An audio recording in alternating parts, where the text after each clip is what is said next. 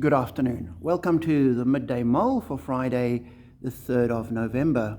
With McShane, we continue following the story of the kings of Israel and Judah as we work through the second book of Kings.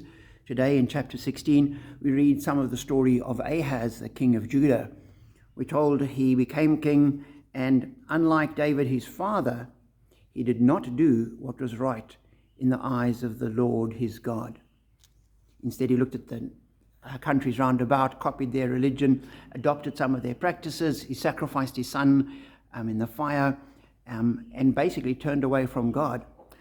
In verse 11, we read that he went to visit the king of Assyria, and he went to Damascus to King Tiglath-Pileser, and he saw an altar in Damascus, and he sent Uriah the priest a sketch of the altar with detailed plans for its construction.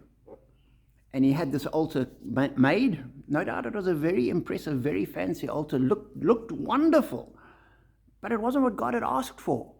Instead, there was an altar there already, made according to God's plans, and he took that and he put it to one side, and he said, this is a new altar copied from Damascus, is going to be the main altar. And as I read that, I thought it's so easy for us to look around and see what other people are doing and the way people do things and think, oh, that's a good idea. I think we should copy them. We should do the same as them. It seems to be working for them. Maybe it'll work for us.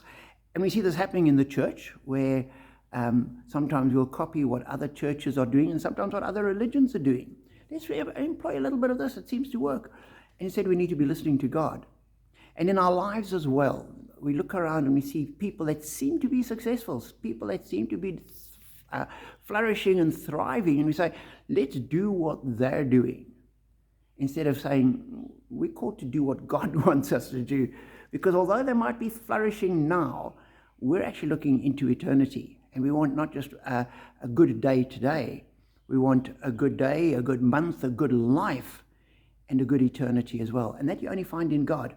And so we need to, unlike King Ahaz, who was copying and adapting and adopting what everybody else was doing, we need to just keep our eyes focused on God, walk in his ways, respond to him, live for him. Let him be the measure of our lives. That's the only way in the long term and overall our lives will ever be successful. And that's the only way that we know we're going to be secure into eternity. So be challenged by that thought. Be encouraged as you try it, and know that as we walk with God, we are blessed.